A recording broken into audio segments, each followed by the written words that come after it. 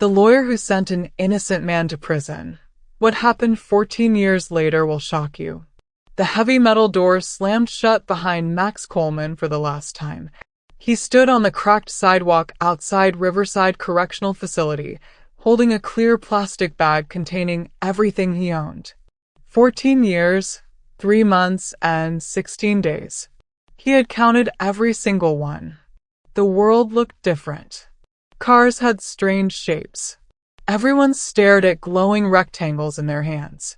Even the air smelled different, cleaner somehow, but colder. Max was 42 now, but he felt ancient.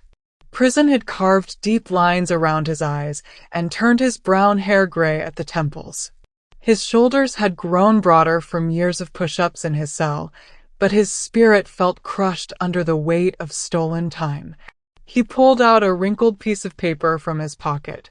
On it, written in careful block letters, was an address: Samuel Harrison, Harrison and Associates Law Firm, 1247 Oak Street. Sam Harrison. The man who was supposed to save him.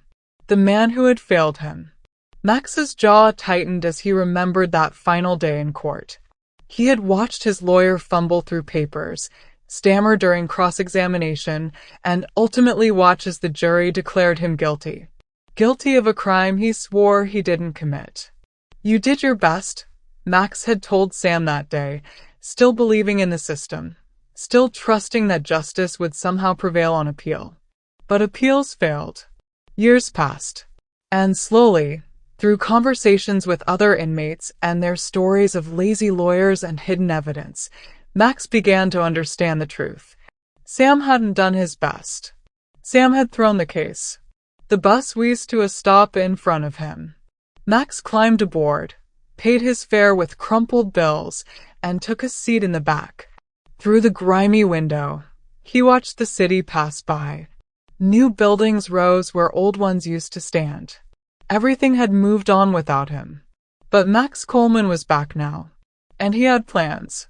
Samuel Harrison straightened his burgundy tie and checked his reflection in the bathroom mirror of his law office. At 56, he was still handsome in a distinguished way. Silver hair, kind blue eyes, and the confident smile that had won over countless juries. His law firm occupied the entire third floor of a modern glass building downtown. The walls were covered with diplomas, awards, and photos of Sam shaking hands with judges and politicians. Business was good. Very good. "Mr. Harrison?" His secretary's voice came through the intercom. "Your wife called. She wanted to remind you about dinner with the Millers tonight." "Thank you, Janet." Sam gathered his files and headed for the door. Another successful day was ending. The drive home took him through Millbrook, one of the city's most expensive neighborhoods. His house sat on a quiet street lined with oak trees and perfect lawns. It was a large colonial with white columns and black shutters, the kind of house that said success to everyone who saw it. Inside, the smell of his wife's famous pot roast filled the air. Caroline Harrison was in the kitchen, her blonde hair pulled back in a neat ponytail, humming while she cooked. At 52, she was still beautiful, still the woman he had fallen in love with in law school. "How was your day, honey?" she asked, not looking up from the stove. "Good. The Patterson case is going well." Sam loosened his tie and sat at the kitchen island. "Where are the kids?" "Emma's at soccer practice. Jake's upstairs doing homework." Caroline wiped her hands on her apron and turned to face him. "You look tired. Everything okay?" Sam forced a smile. "Just the usual stress. Nothing a good meal and a glass of wine won't fix." But it wasn't just the usual stress. Lately, Sam had been having the dreams again. Dreams about old cases, old clients, old mistakes. Dreams about faces he had tried to forget. The front door slammed open, and 17-year-old Emma burst in, still wearing her soccer uniform, her red hair wild from practice. "Dad, guess what? Coach says I might get a scholarship to state." Sam's mood lifted instantly. "That's fantastic, sweetheart." He hugged his daughter, breathing in the smell of grass and determination that always surrounded her. 15-year-old Jake appeared at the top of the stairs, tall and thin like his father, but with his mother's gentle nature. "Are we eating soon?" "I'm starving." This was Sam's world now. This was what mattered. His family, his success, his reputation. The past was buried, and he intended to keep it that way. But as he sat down to dinner with his family, Sam didn't notice the figure standing across the street, watching through their dining room window. A figure with gray hair and cold, patient eyes. Max Coleman had found him. Max rented a small apartment 6 blocks from Sam's house. It was a dump of peeling paint, broken air conditioning, and neighbors who played music too loud. But it served his purpose. The rent was cheap, and more importantly, it gave him a base of operations. He spent his first week learning Sam's routine. The lawyer left for work every morning at exactly 7:30 a.m. in his silver BMW. He took the same route, stopped at the same coffee shop, and arrived at his office by 8:15. Predictable. Comfortable. Unaware. Max got a job at Tony's Auto Repair, just 2 blocks from Sam's office. The owner, a friendly Italian man named Tony Ricci, didn't ask too many questions about Max's background. He just needed someone who could work hard and show up on time. "You're good with your hands," Tony observed on Max's 3rd day, watching him rebuild an engine. "Where'd you learn to work like that?" "Had a lot of time to practice," Max replied, not looking up from his work. The job was perfect. It kept him busy during the day and gave him a legitimate reason to be in the neighborhood. During his lunch breaks, he would walk past Sam's building, sometimes catching glimpses of the lawyer through the large windows. Max also spent hours at the public library, using their computers to research Sam's family. Social media made it easy. Caroline Harrison posted photos of her garden and her cooking. Emma's soccer team had a website with schedules and photos. Jake had accounts on several platforms, sharing pictures with friends and complaining about homework. They looked so happy, so normal, so unaware that their perfect life was built on lies. Every evening, Max would walk through Sam's neighborhood. Not obviously stalking, just a man taking a stroll, maybe heading to the corner store for milk. He learned which house was theirs, which cars belonged to which family members, what time they turned off their lights. The Harrisons had a dog, a golden retriever named Buster, who barked at everything. They had a housekeeper who came on Tuesdays and Fridays. Caroline volunteered at the local animal shelter on Wednesday afternoons. Emma had soccer practice on Mondays, Wednesdays, and Fridays. Jake took guitar lessons on Saturdays. Max absorbed every detail, filing it away for future use. Knowledge was power, and he was gathering all the power he could. But Max wasn't ready to make his move yet. He had waited 14 years. He could wait a little longer. The perfect moment would come, and when it did, Sam Harrison would finally pay for what he had done. 3 weeks after his release, Max decided it was time to remind Sam that the past never truly stays buried. He waited until Sam's usual lunch break, then positioned himself at a table in the coffee shop where the lawyer stopped every morning. Max wore sunglasses and a baseball cap, but made no real effort to hide. He wanted to be seen, but not recognized. Not yet. Sam entered at 12:30, just like clockwork. He ordered his usual large black coffee and a turkey sandwich, and found a table near the window. As he ate, he checked his phone and shuffled through legal papers. Max watched every movement, every gesture. Sam looked older, softer than he remembered. Success had been kind to him. Prison had not been kind to Max. When Sam stood to leave, Max timed his own exit perfectly.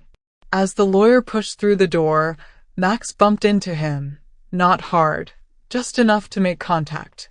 "Sorry," Max muttered, keeping his head down. "No problem," Sam replied automatically, not even looking at him. But Max had accomplished his goal. He had left something in Sam's jacket pocket, a small piece of paper with 5 words written on it. 14 years. Remember Max Coleman. Max spent the rest of the afternoon at work, rebuilding a transmission and imagining Sam's reaction when he found the note. Would he remember immediately? Would it take time for the name to register? Would he be scared, or would he dismiss it as some kind of prank? That evening, Max walked past Sam's house as usual. Through the dining room window, he could see the family eating dinner. But Sam wasn't eating. He was staring at something in his hand, a small piece of paper. Max smiled and kept walking. Sam's hands shook as he read the note for the 10th time. 14 years. Remember Max Coleman. Of course he remembered Max Coleman. The young man with desperate eyes who had sworn his innocence. The case that had haunted Sam's dreams for years. The client he had failed. But Max was supposed to be in prison. Sam had followed the case loosely over the years, telling himself he was just keeping informed about a former client. Max had been sentenced to 15 years. He shouldn't be out yet. Dad? You okay? Emma's voice broke through his panic. You look sick. Sam folded the paper quickly and forced a smile. I'm fine, sweetheart. Just work stuff. But he wasn't fine. His appetite was gone. His hands wouldn't stop shaking, and his mind kept racing back to that terrible case 14 years ago. Max Coleman had been 28, accused of raping Jennifer Walsh, a 22-year-old college student. The evidence had seemed overwhelming at first. Jennifer had identified Max in a lineup, his car had been seen near the scene, and he had no solid alibi for the night in question. But as Sam dug deeper into the case, doubts began to creep in. Jennifer's identification had been made under questionable circumstances. The witness who claimed to see Max's car admitted to being drunk that night, and there were inconsistencies in the timeline that didn't add up. Sam had found something else too, security camera footage from a gas station that showed Max buying cigarettes at the exact time the rape was supposed to have occurred. The timestamp was clear, and the gas station was 15 miles from the crime scene. It should have been the evidence that cleared his client. But Sam had been going through his own hell at the time. Caroline had just been diagnosed with breast cancer. Emma was only 3 years old and asking why Mommy was always sick. The medical bills were piling up, and Sam was desperate to keep his practice afloat. That's when District Attorney Robert Lynch had approached him with an offer. Lynch was running for re-election and needed high-profile convictions. He offered Sam a deal, let the Coleman case slide, and Lynch would steer several lucrative city contracts Sam's way. Enough money to pay for Caroline's treatment and secure his family's future. Sam had told himself he would find another way to help Max. He would file appeals, bring in new evidence later. But the gas station footage had mysteriously disappeared from the evidence room, and without it, Max's conviction was inevitable. Now Caroline was healthy, his kids were thriving, and his law firm was one of the most successful in the city. But Max Coleman had spent 14 years in prison for a crime he likely didn't commit. And now he was free. Sam excused himself from dinner and went to his study. He locked the door and pulled out his phone, scrolling through his contacts until he found the number he was looking for. Detective Morrison? It's Sam Harrison. I need to ask you about a former client of mine. Max Coleman. Has he been released from prison? The pause on the other end of the line confirmed his worst fears. Yeah, Sam. About 3 weeks ago. Good behavior, time served. Why?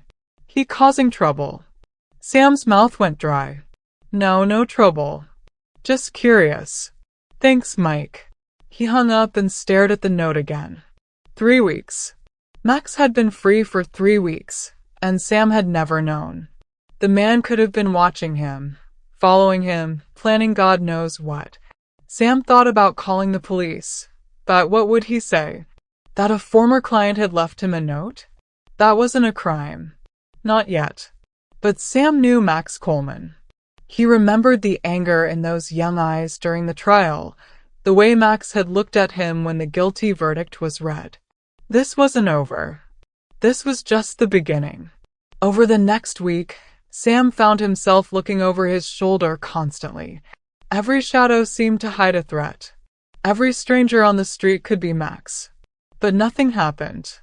No more notes, no confrontations, no phone calls. Just the gnawing fear that Max was out there somewhere, planning his next move. Sam tried to act normal around his family, but Caroline noticed the change. "You're jumpy," she said one morning over breakfast. "You barely slept last night. What's going on?" "Just a difficult case," Sam lied. "Nothing to worry about." But Caroline knew him too well. She studied his face with the sharp intelligence that had made her a successful marketing executive before she chose to focus on raising their children. "This isn't about work," she said quietly. "Sam, you're scaring me. What's really going on?" Before Sam could answer, Emma bounded into the kitchen, grabbing a piece of toast on her way to school. "Dad, can you pick me up from practice tonight? Mom's got her book club thing." "Of course, sweetheart." After Emma left, Caroline tried again. "Sam, I said it's nothing." His voice came out sharper than he intended. Caroline's eyes widened in hurt and surprise. Sam immediately felt guilty. Caroline didn't deserve this. She had been through enough 14 years ago with her cancer diagnosis and treatment. She had fought so hard to build the life they had now. "I'm sorry," he said, reaching for her hand. "You're right, I am stressed. But I promise it's nothing that will affect our family." It was another lie, but what choice did he have? That afternoon, Sam's secretary buzzed him. "Mr. Harrison? There's a flower delivery for you." "Flowers? From who?" "No card. Just beautiful roses. Should I bring them in?" Sam's blood turned cold.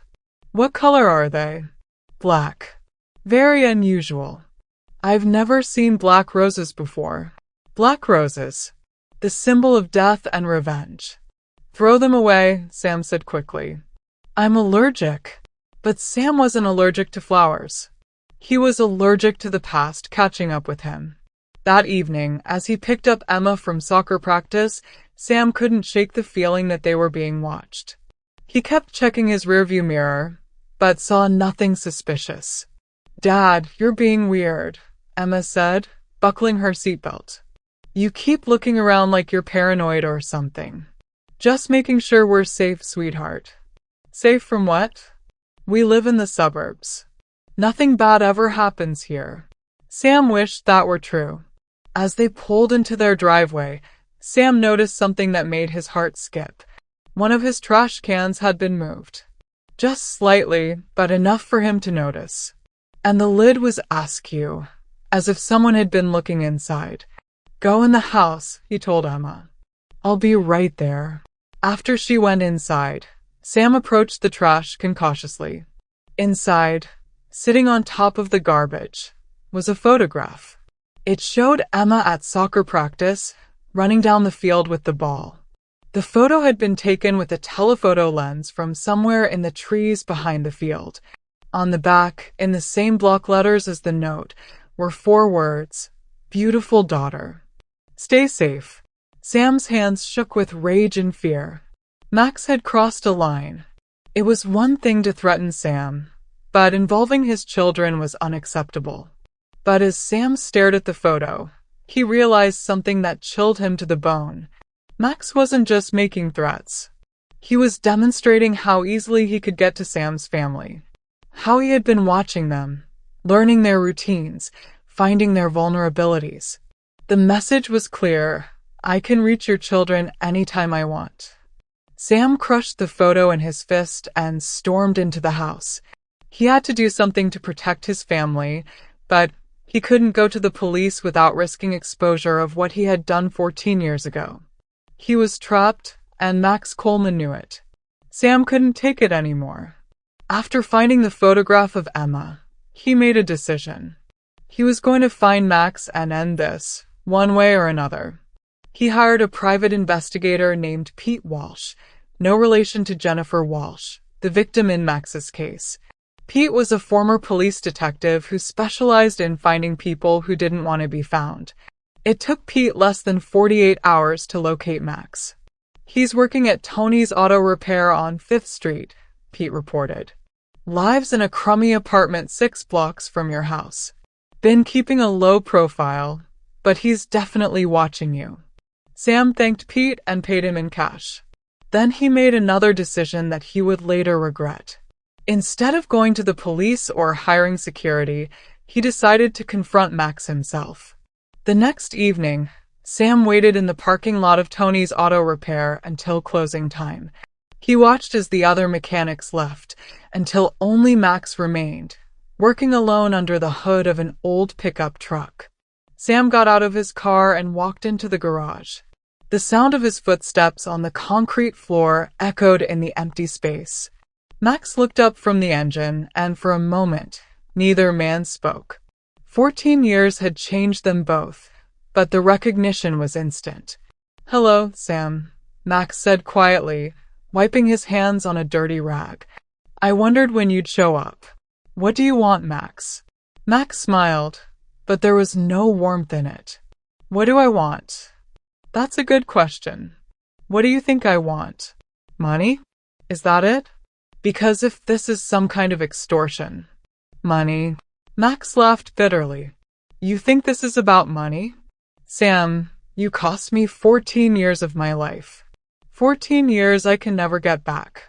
You think money fixes that?" Sam's face flushed with anger and guilt. "I did my best for you." The evidence was overwhelming.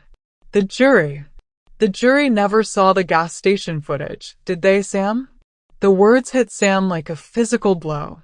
His legs went weak, and he had to lean against a workbench for support. "I don't know what you're talking about." "Yes, you do." Max's voice was calm, controlled, but his eyes burned with 14 years of rage. "You found evidence that would have cleared me, and you buried it. You made a deal with Lynch. City contracts in exchange for letting an innocent man rot in prison." Sam opened his mouth to deny it, but the words wouldn't come. How could Max know? The gas station footage had disappeared. There were no records of his meeting with Lynch. "I see you remember now," Max continued. "Did you know I spent the first 5 years in prison still believing in you? Still thinking you would file an appeal, bring new evidence, somehow make it right. But you never did you, Sam?" "Max, listen to me." "No, you listen to me." Max took a step closer, and Sam instinctively backed away. "Do you know what 14 years in prison does to a man? Do you know what it's like to be labeled a rapist? To have other inmates try to kill you because of what they think you did?" Sam's mouth was completely dry now. "Max, I had reasons. My wife was sick, I had bills." "Your wife was sick, so you decided to make mine suffer instead?" "Oh, wait. I didn't have a wife, did I? I didn't have kids or a house or a successful career. I was just some nobody whose life didn't matter." The accusation hung in the air between them. Sam wanted to explain, to justify his actions, but he realized there was no justification. He had destroyed an innocent man's life to save his own family. "I know I made mistakes." "Mistakes." Max's voice rose for the first time. "Sending an innocent man to prison isn't a mistake, Sam. It's a choice. A deliberate, calculated choice to sacrifice someone else for your own benefit." Sam felt tears burning behind his eyes. "What do you want me to do? I can't change the past." "No, you can't. But you can pay for it." The threat was clear, and Sam's fear turned back to anger. "If you think you can threaten my family, like you threatened mine?" Max interrupted. "Do you know what happened to my mother while I was inside? She died, Sam. Alone. She spent her last 2 years believing her son was a rapist because the one man who was supposed to defend him decided money was more important than justice." Sam felt like he was going to be sick. He had never thought about Max's family, never considered the collateral damage of his choice. "I'm sorry," he whispered. "I'm truly sorry. Sorry doesn't bring back 14 years. Sorry doesn't bring back my mother. Sorry doesn't give me back the life you stole." Max walked closer, until he was just a few feet away from Sam. Up close, Sam could see the hardness that prison had carved into Max's face, the cold calculation in his eyes. Here's what's going to happen, Sam. You're going to confess. You're going to admit publicly that you buried evidence in my case. You're going to face the consequences of what you did. I can't do that. My family, my career. Your family? Your career. Max's voice was deadly quiet now. You had no problem destroying mine. Why should I care about yours? Because you're not like me, Sam said desperately. You're not a man who destroys innocent people. Max studied him for a long moment. You're right. I'm not. But 14 years in prison changes a man, Sam. It teaches you that sometimes the only justice you get is the justice you take. Sam realized he was trapped. He couldn't go to the police without admitting his own crimes. He couldn't give Max what he wanted without destroying everything he had built. I need time to think, he said finally. You have 48 hours, Max replied. After that, I start making your family's life as miserable as you made mine.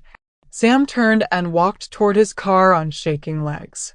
As he reached the door, Max called out to him. Sam, that gas station footage? I have a copy. Amazing what you can find when you know where to look and have nothing but time on your hands. Sam's world tilted.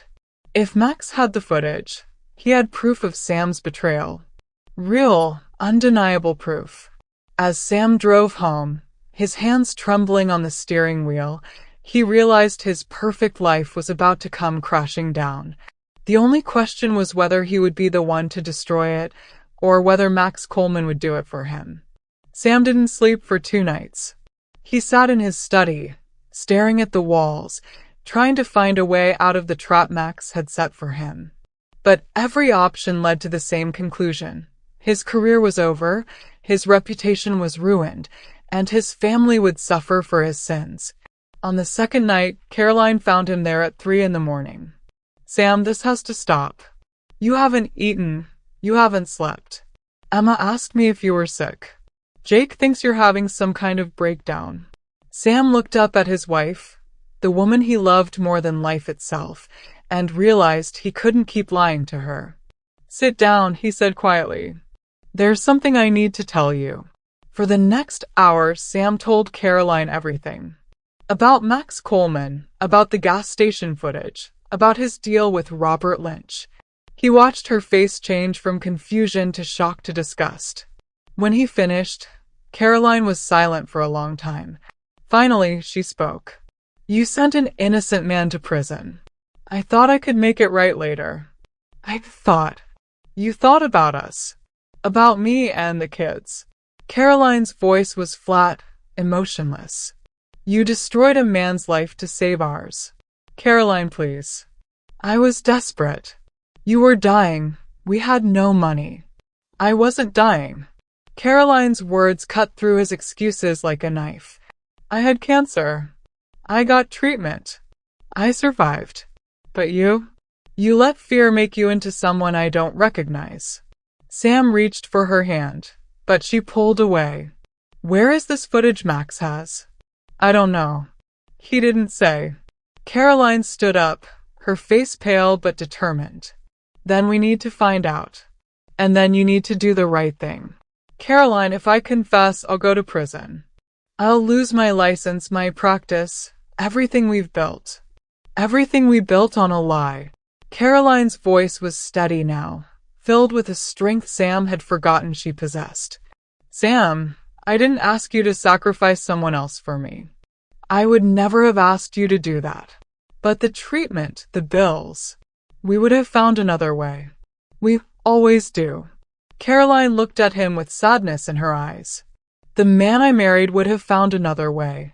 Over the next 24 hours, Sam wrestled with his conscience while Caroline made her own preparations.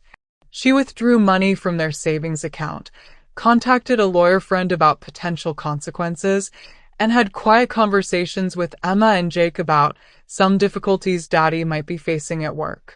When Max's deadline arrived, Sam still hadn't made his decision, but Caroline had made hers. She drove to Tony's auto repair just before closing time and found Max working alone, just as Sam had 2 nights before. "Mr. Coleman? I'm Caroline Harrison, Sam's wife." Max looked up, surprised. He had been expecting Sam, not his wife. "Mrs. Harrison, I'm sorry, but if you're here to plead for your husband..." "I'm not." Caroline's voice was calm but firm. "I'm here to tell you that Sam will do the right thing. He'll confess to what he did and face the consequences." Max studied her face, looking for deception or manipulation. But Caroline's eyes were clear and honest. "And if he doesn't, he will, because I'll make sure he does." Max set down his tools and really looked at Caroline for the first time. She was smaller than he had expected, but there was steel in her spine that reminded him of his own mother. "Do you understand what this means for your family?" "I understand that my family has been living a lie for 14 years. I understand that my husband's success was built on your suffering. And I understand that you deserve justice, even if it comes late." Max was quiet for a moment. "Your husband said you were sick." "Cancer." "I was. I survived." Caroline met his eyes. "But you know what would have killed me? Knowing that my husband had become the kind of man who could destroy an innocent person to save himself." For the first time since his release, Max felt something other than anger. He felt respect for this woman who was willing to sacrifice everything for the truth. "I want the footage," Caroline continued. "I want to see the evidence my husband buried." Max nodded and walked to his toolbox. From a hidden compartment, he pulled out a DVD in a clear case. "Gas station security camera from the night Jennifer Walsh was attacked. Shows your husband's client buying cigarettes at 11:47 p.m. The attack happened at 11:55 p.m., 15 miles away. Impossible for him to be in both places." Caroline took the DVD with steady hands. "How did you get this?" "Prison teaches you to make friends in unusual places. One of my cellmates had connections to people who know how to find things that disappear from evidence rooms." Max's voice was matter-of-fact. "Cost me 3 years' worth of commissary money and a few favors I'd rather not discuss." Caroline nodded. "Sam will call a press conference tomorrow. He'll confess publicly and turn himself in to the authorities. And if he doesn't..." Caroline's jaw tightened. "Then I will." The next morning, Sam stood in front of the mirror in his bedroom, adjusting his tie one last time. In a few hours, everything he had worked for would be gone. Caroline appeared beside him in the reflection. She was dressed simply, but she looked stronger than she had in years. "The kids?" Sam asked. "I told them the truth." Emma cried. Jake got angry. "But they'll understand someday that you did the right thing in the end." Sam nodded, not trusting his voice. The press conference was held in the conference room of Sam's law firm. Local news stations had been notified that prominent defense attorney Samuel Harrison would be making a statement about a matter of professional ethics and justice. Sam's partners had tried to talk him out of it, but Sam had been firm. This was something he had to do. The room was packed with reporters, cameras, and curious onlookers. Sam sat at a table with Caroline beside him and his own lawyer, David Chen, on his other side. The irony wasn't lost on him that his lawyer was more competent than he had been for Max Coleman. Sam cleared his throat and began to read from a prepared statement. 14 years ago, I was appointed to defend a young man named Max Coleman, who was accused of rape. During the course of my investigation, I discovered evidence that would have proven my client's innocence. Instead of presenting this evidence to the court, I chose to bury it. A murmur ran through the crowd. Camera flashes lit up the room. I made this choice because I was facing personal financial difficulties due to my wife's medical bills. I was approached by then-District Attorney Robert Lynch, who offered me lucrative city contracts in exchange for allowing Mr. Coleman's conviction to proceed. The murmur grew louder. Several reporters began shouting questions, but Sam continued reading. As a result of my actions, An innocent man spent 14 years in prison for a crime he did not commit. His mother died while he was incarcerated, believing her son was guilty of a terrible crime. I have lived with this knowledge for 14 years, and I can no longer bear the weight of my silence. Sam looked up from his statement and directly into the cameras. Max Coleman, if you're watching this, I want you to know that I am deeply, profoundly sorry for what I did to you. I know that apologies cannot give you back the years I stole from you, but I hope that this confession can begin to restore your name and your reputation. Sam reached into his jacket and pulled out the DVD Max had given to Caroline. This contains security camera footage from the night of the attack, showing Mr. Coleman at a location 15 miles from the crime scene at the time the assault occurred. This evidence should have been presented at trial, and its absence is entirely my fault. The room erupted in chaos. Reporters shouted questions. Cameras clicked rapidly, and Sam's lawyer looked like he wanted to disappear. I will be turning myself in to the authorities immediately following this conference, Sam concluded. I expect to be charged with obstruction of justice, evidence tampering, and conspiracy. I accept full responsibility for my actions and their consequences. Sam stood up, ignoring the shouted questions from reporters. Caroline took his arm, and together they walked out of the room. In the hallway, Detective Morrison was waiting with handcuffs. Samuel Harrison, you're under arrest for obstruction of justice and conspiracy to commit fraud.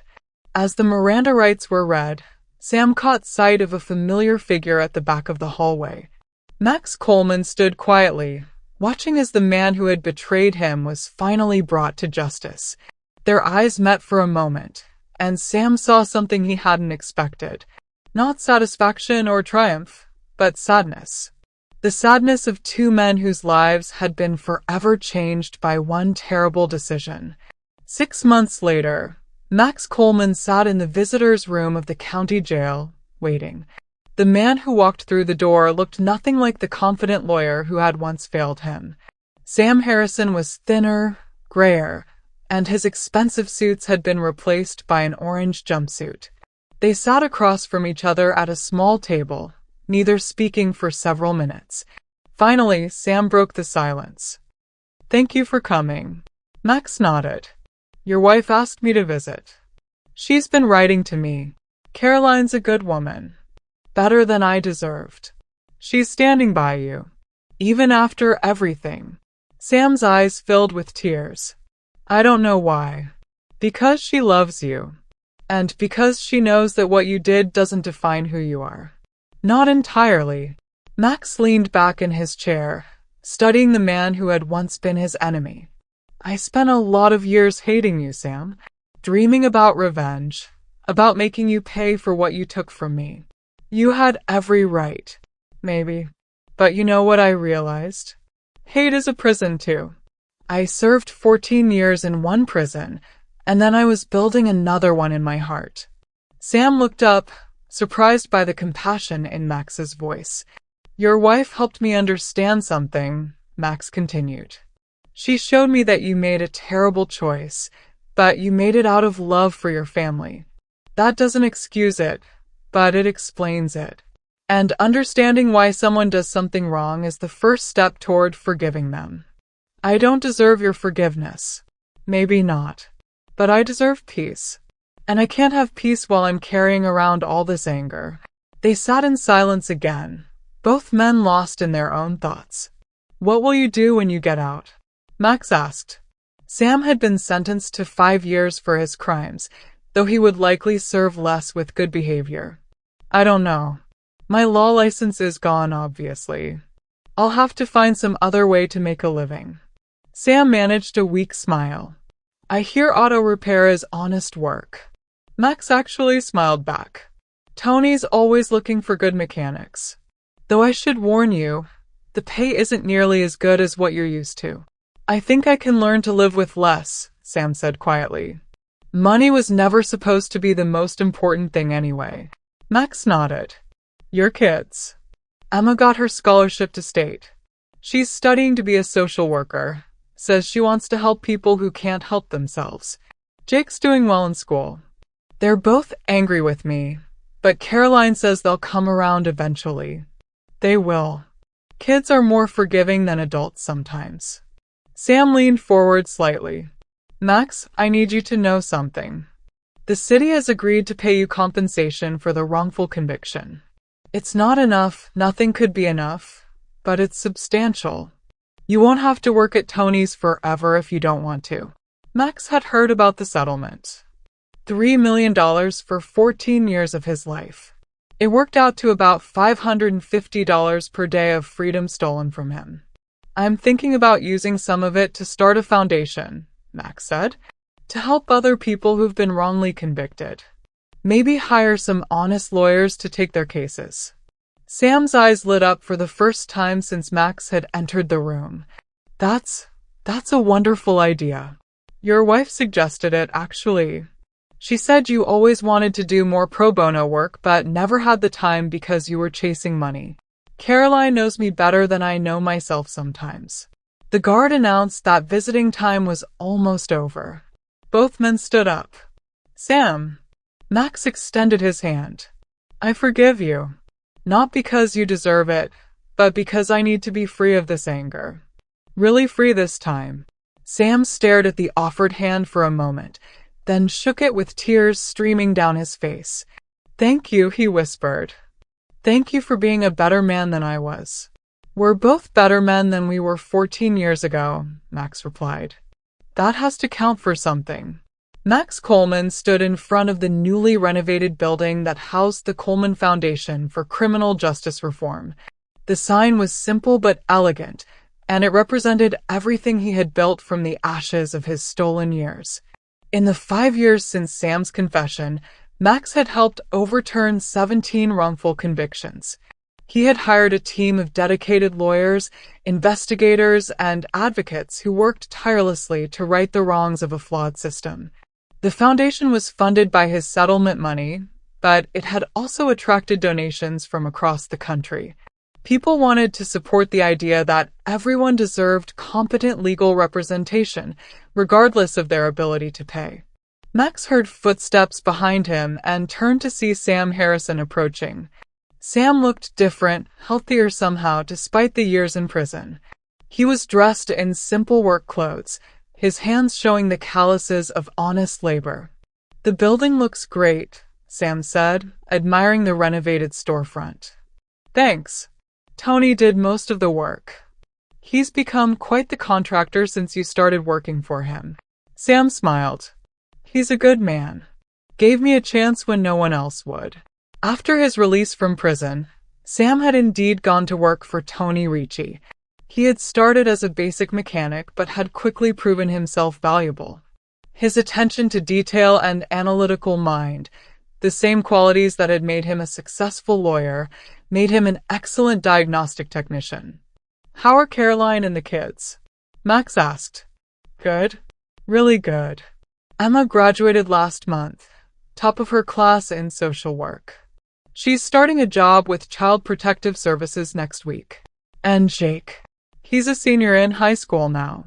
Still plays guitar, but he's also talking about studying law.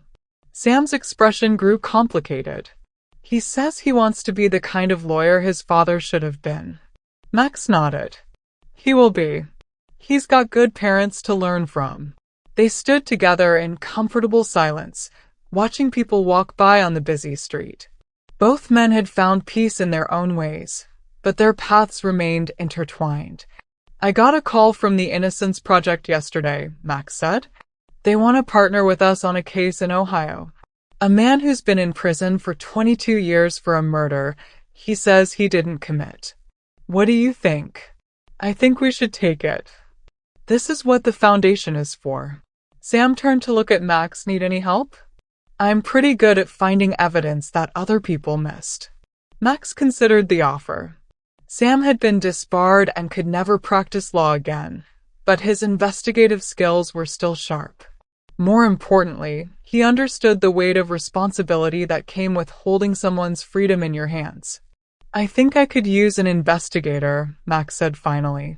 Someone who knows the cost of getting it wrong. I know that cost better than anyone." Max extended his hand, just as he had 5 years ago in the jail visiting room. But this time, it wasn't about forgiveness. It was about moving forward together. "Partners?" Max asked. Sam shook his hand firmly. "Partners." As they walked into the foundation building together, Max reflected on the strange turns his life had taken. 14 years ago, he had been a young man with simple dreams, destroyed by one person's selfish choice. Prison had hardened him, filled him with rage and thoughts of revenge.